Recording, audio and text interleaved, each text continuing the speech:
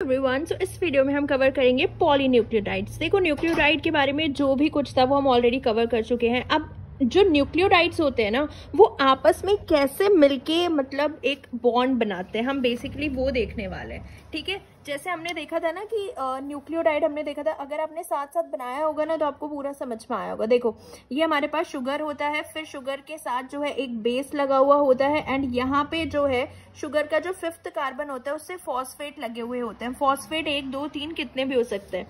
ये एक न्यूक्लियोटाइड हो गया। फिर ये दूसरा न्यूक्लियोटाइड सेम बिल्कुल ऐसा ही एक और न्यूक्लियोटाइड होगा, ठीक है, जिसके जो शुगर का 5th कार्बन होता है उससे फॉस्फेट लगे हुए होंगे।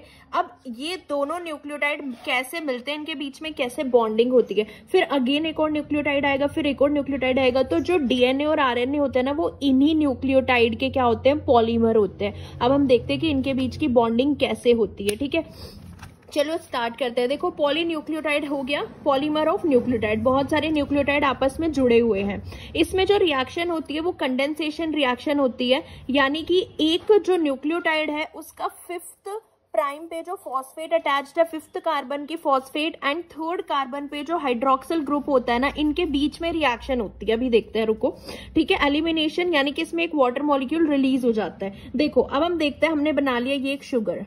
ठीक है, ये तो अब बिल्कुल आपको याद हो गया होगा क्योंकि हम तब से यही बना रहे हैं। शुगर बना लिया। ये एक जो है, एक हमारे पास जो है बेस इसके साथ जुड़ा हुआ है, एंड हमने इसके साथ लिया है, ये तो शुगर का ही होता है ना, 5th कार्बन जो होता है, एंड ये जो है इसके साथ ये एक फॉस्फेट जुड़ा हुआ है, तो हमने एक मोनोफॉस्फेट लिया है। ठीक है, एक ही फॉस्फेट जो है इसके साथ जुड़ा हुआ है, मोनोफॉस्फेट ले लिया है। ठीक है, यहाँ पे इसके साथ H होता है एंड यहाँ पे भी OH होता है। ठीक है, तो हमने ये मोनोफॉस्फेट ले लिया है। तो ये एक जो मोनोफॉस्फेट होता है ना, देखो, ये एक शुगर हो गया, बेस हो गया, फॉस्फेट हो गया। इसकी नंबरिंग कर देते हैं हम, 1 2 3 4 एंड 5।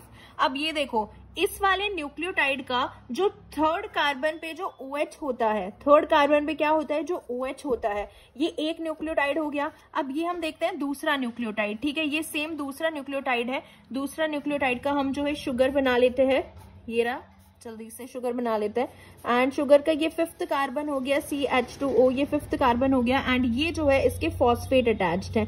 यहाँ पे हम ट्राईफॉस्फेट ले रहे हैं क्योंकि जो न्यूक्लियोटाइड्स आते हैं ना, वो DNTPs के फॉर्म में आते हैं। अगर हम DNA की बात करें तो यानी कि ट्राईफॉस्फेट्स के फॉर्म में आते हैं, जब रेप्लिकेशन के दौरान हम पढ़ते हैं। तो ये दूसरा न्यूक्लियोटाइड हमने ले लिया, ट्राईफॉस्फेट है, याद रखना ट्राईफॉस्फेट है।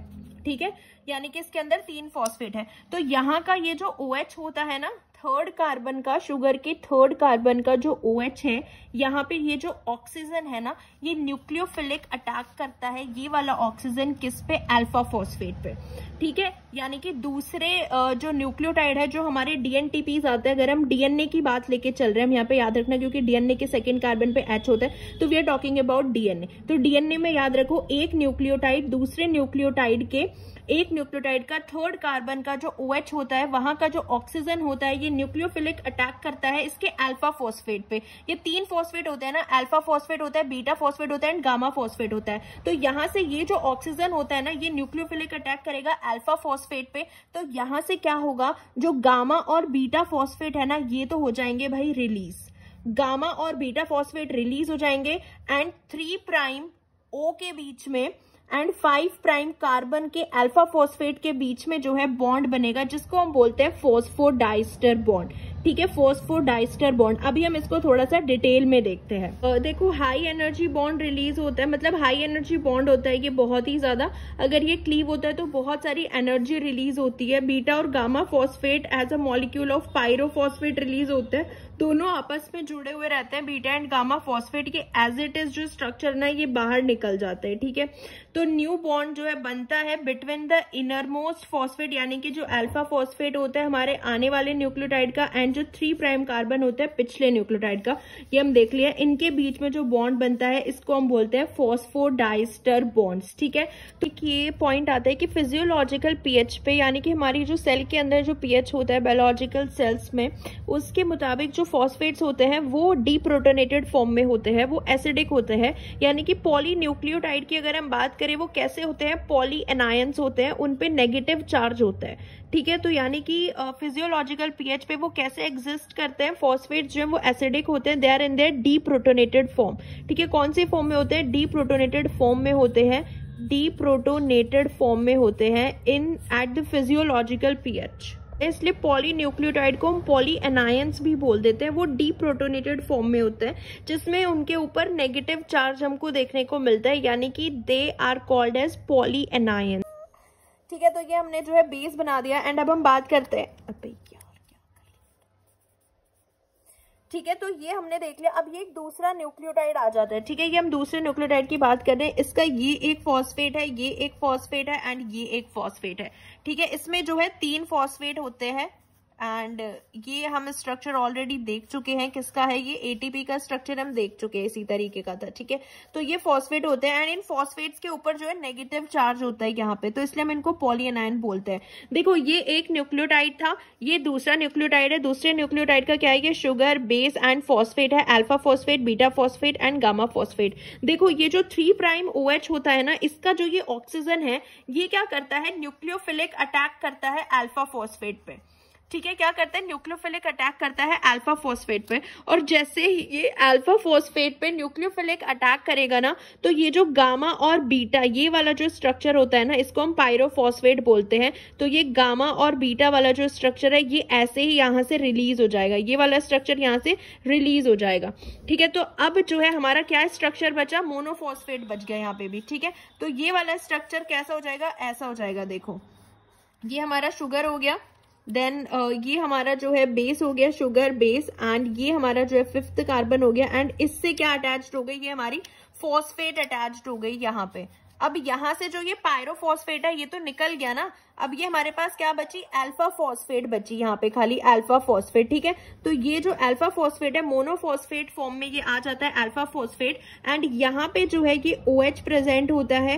एंड ठीक है, जब यहाँ से गामा और बीटा फॉस्फेट रिलीज हो गए, तो ये जो अल्फा फॉस्फेट होता है, अब देखो यहाँ पे क्या होता है, ये जो 3' OH होता है ना, इसका एक हाइड्रोजन, ठीक है, 3' OH का ये वाला एक हाइड्रोजन, एंड इसका ये जो OH होता है, ठीक है, ये जो OH होता है, ये यहाँ से पूरा ये वाला जो स्ट्रक्चर होता है, ये पूरा यहाँ से क्या हो जाता है, बाहर निकल जाता है in the form of water. ठीक है, H2O के फॉर्म में यहाँ से ये निकल जाएगा, क्योंकि अब ये मोनोफॉस्फेट फॉर्म में आ गया ना, तो आप इसका स्ट्रक्चर अब इस तरीके से देखोगे कि OH यानी कि हाइड्रोक्सिल ग्रुप इसमें लगा हुआ होगा, एंड यहाँ पे भी, तो ये जो है यहाँ से H2O के फॉर्म में यहाँ से रिलीज हो जाएगा। ये अगर हम न्यूक्लियोटाइड की बात करें, तो ये जो बॉन्डिंग फॉर्म होती है ना, देखो कैसी होती है। ये हमारा पहला न्यूक्लियोटाइड था, ठीक है, इसका जो 3' कार्बन था, इसका ये ऑक्सीजन है। ठीक है, एंड ये हमारा फॉस्फेट था, इस वाले फॉस्फेट का ये जो मतलब OH था, वो तो बाहर निकल गया ना, तो इसके पास एक डबल बॉन्ड बचा, एक OH बचा जो इसके पास ऑलरेडी था, एंड एक ये क्या बचा, इसके पास O ऑलरेडी था। ठीक है, एंड ये दूसरे न्यूक्लियोटाइड का क्या है, शुगर है, ये दूसरे न्यूक्लियोटाइड का शुगर है, एंड इनके बीच में क्या हो जाती है, बॉन्डिंग हो जाती है। सो बेसिकली किसके बीच में बॉन्डिंग हो रही है, ये देखो, यानी कि पहले वाले न्यूक्लियोटाइड का जो 3' O होता है, इसके बीच में, एंड दूसरे वाले न्यूक्लियोटाइड का जो 5' फॉस्फेट होता है, इसके बीच में। तो ये 2 ईस्टर बॉन्ड आपको दिख रहा है ना, एक ये वाला ईस्टर बॉन्ड होगा, वाटर यहाँ से निकल गया है, एक ये ईस्टर बॉन्ड हो गया, एंड एक ये दूसरा एस्टर बॉन्ड हो गया। ठीक है, तो 2 एस्टर बॉन्ड होते हैं, इसलिए हम इसको बोलते हैं फॉस्फोडाइएस्टर बॉन्ड, फॉस्फोडाइएस्टर बॉन्ड। ठीक है, तो ये समझ में आया कि कैसे होता है। देखो, सबसे पहले एक न्यूक्लियोटाइड का जो OH होगा, ऑक्सीजन, न्यूक्लियोफिलिक अटैक करता है अल्फा फॉस्फेट पे, तो यहाँ से ये वाला बॉन्ड ब्रेक होता है, गामा और बीटा फॉस्फेट जो है वो पायरोफॉस्फेट की फॉर्म में यहाँ से बाहर निकल जाएंगे, दोनों के दोनों। ठीक है, बचा हमारा अल्फा फॉस्फेट। अब इसका स्ट्रक्चर ऐसा हो गया है अल्फा फॉस्फेट का। अब ये जो हमारा न्यूक्लियोटाइड है ना, और ये वाला जो हमारा न्यूक्लियोटाइड है, इसका जो 3' OH का जो H होता है, और जो यहाँ पे फॉस्फेट के साथ OH है, ये यहाँ से रिलीज हो जाते हैं दोनों, एंड ये जो है हमारा वाटर मॉलिक्यूल यहाँ से रिलीज हो जाएगा, क्योंकि जब 2 न्यूक्लियोटाइड जुड़ते हैं तो वाटर मॉलिक्यूल रिलीज होगा, एंड इस 3' OH, 3' का जो ऑक्सीजन होता है, एंड जो फॉस्फेट होता है 5 कार्बन के साथ, अल्फा फॉस्फेट जो होता है, ये अल्फा फॉस्फेट, इसके बीच में बॉन्डिंग हो जाती है, एंड इसी को हम बोलते हैं 2 एस्टर बॉन्ड फॉर्म हो गए ना। बेसिकली एक फॉस्फेट के थ्रू 2 एस्टर बॉन्ड फॉर्म हो गए, 3' ऑक्सीजन के बीच में एंड 5' अल्फा फॉस्फेट फॉस्फेट के बीच में, तो ये 2 एस्टर बॉन्ड फॉर्म हो जाते हैं, इसको हम बोलते हैं फॉस्फोडाइस्टर बॉन्ड। अब देखो एक दूसरा न्यूक्लियोटाइड आएगा, अगेन इस वाले न्यूक्लियोटाइड का जो ये OH है ये ऑक्सीजन अटैक करेगा, न्यूक्लियोफिलिक अटैक, वहां से गामा और बीटा पायरोफॉस्फेट रिलीज होंगे सेम उसी तरीके से, एंड इसका जो O होगा एंड जो दूसरे न्यूक्लियोटाइड का 5 प्राइम फॉस्फेट होगा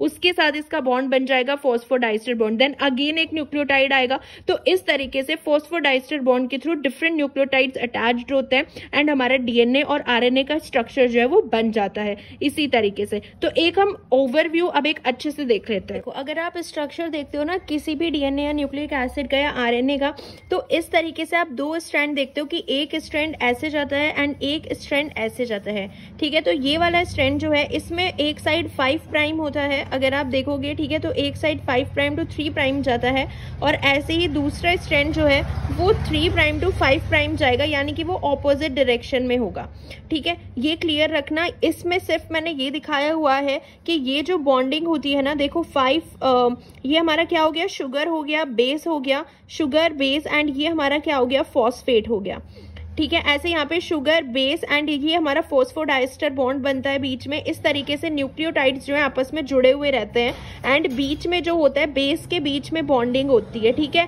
बेस के बीच में जो है A और T के बीच में डबल बॉन्ड होगा, CG के बीच में ट्रिपल बॉन्ड होगा, इस तरीके से बॉन्डिंग होती है। तो ये एक न्यूक्लियोटाइड के स्ट्रक्चर जो है आपस में ऐसे जुड़े हुए रहते हैं न्यूक्लियोटाइड, और इस साइड ना ऑपोजिट रहता है, यानी कि 3 प्राइम जो है वो ऊपर रहेगा एंड 5 प्राइम नीचे होगा। In this structure I have only describe कि हाँ आपको ऐसे ध्यान रखना है कि इस तरीके से बहुत सारे न्यूक्लियोटाइड मिलके एक जो है न्यूक्लिक एसिड बनाते हैं, पॉलीमर होता है न्यूक्लियोटाइड का। I hope it's clear now.